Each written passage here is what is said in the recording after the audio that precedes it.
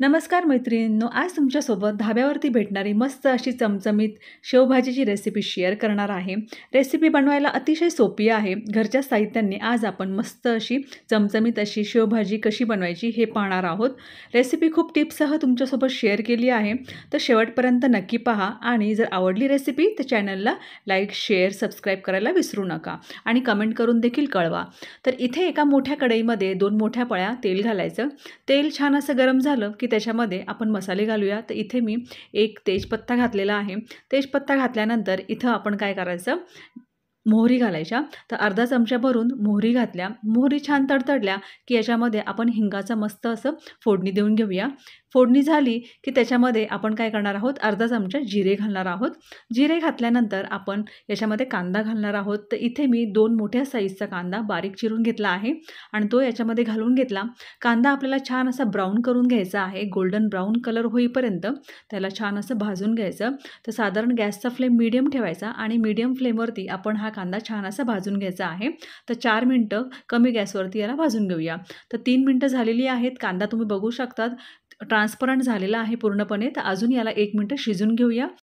तर इथे एका मिक्सरच्या भांड्यामध्ये मी 2 लालसर टोमॅटो घेतले आहेत. स्वच्छ धुवून घ्यायचे आणि कापून याच्यामध्ये आपण घालून घेऊयात. आपल्याला याला पेस्ट बनवून घ्यायची आहे.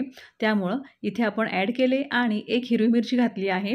हिरवी मिरची घातल्यानंतर अर्धा इंच आल्याचा तुकडा देखील आपण याच्यामध्ये घालणार आहोत आणि 8 ते 10 आपण लसणाच्या कळ्या घालूया.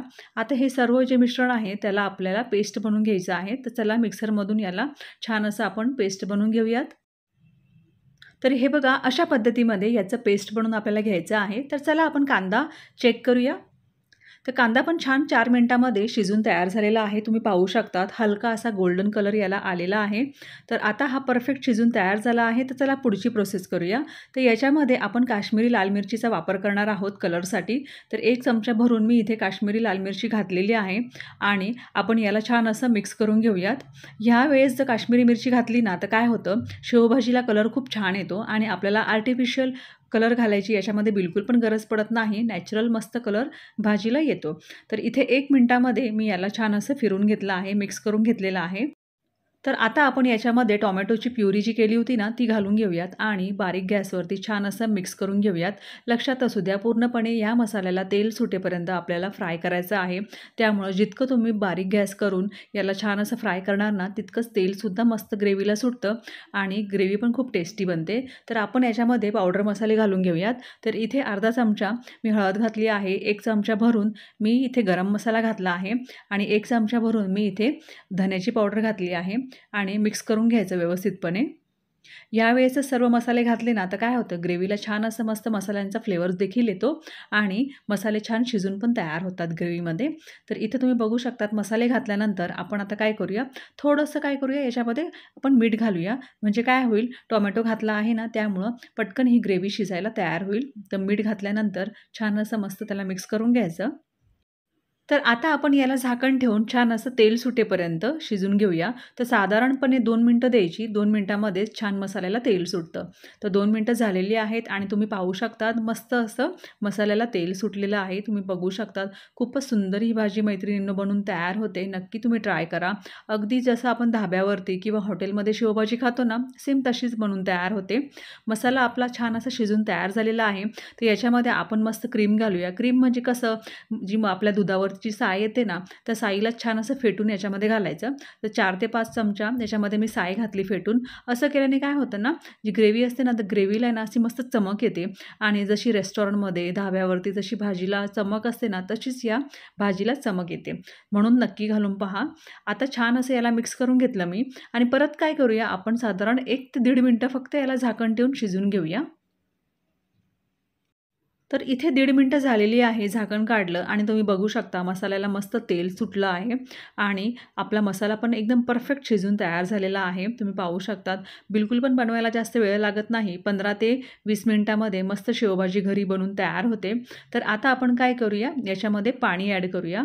तर जितकं तुम्हाला दाटसर किंवा पातळ भाजी बनवायची आहे ते तुमच्यावरती डिपेंड आहे. इथं मी काय केलं आहे, 1 ते 1.5 ग्लास मी याच्यामध्ये पाणी घातलं आहे. तर साधारण 1.5 ग्लास पाणी घातल्यानंतर याला छान असं उकळेपर्यंत आपण वाट बघूया.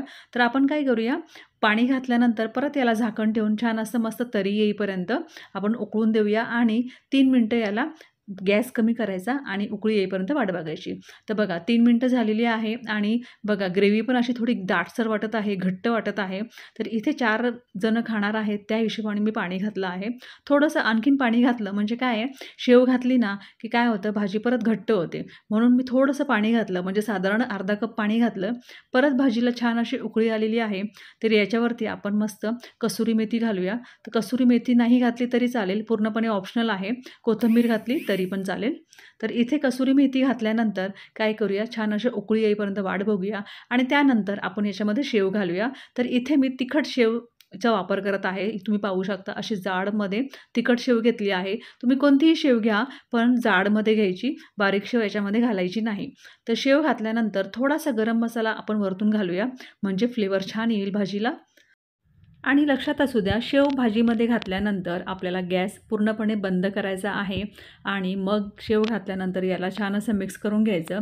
झाकण ठेवायचं, साधारण 5 मिनिटं झाकण ठेवून आपण त्याच्यानंतर याला खायला सुरुवात करायची. म्हणजे काय होईल ना, मसाल्यांचा फ्लेवर आणि ग्रेव्हीचा फ्लेवर पूर्णपणे शेवमध्ये येतो. आता इथे तेजपानाचं काम झालं आहे, तर मी इथे साईडला काढून देते आणि गॅस बंद केल्यानंतर 5 मिनिटानंतर आपण याला सर्व्ह करूया. तर मैत्रिणींनो, मस्त अशी धाब्यावरती भेटणारी चटकदार चमचमीत अशी शेवभाजी बनून तयार झालेली आहे. चपातीसोबत, भातासोबत तर अतिशय अप्रतिम लागते. बनवायला देखील खूप सोपी आहे. पण चव तुम्ही बिलकुल पण विसरणार नाही. इतकी मस्त ही घरी बनून तयार होते. तर आशा करते रेसिपी आवडली असणार. तर प्लीज चॅनलला लाईक, शेअर, सबस्क्राईब करा. कमेंट करून नक्की कळवा की रेसिपी कशी वाटली. Bye bye.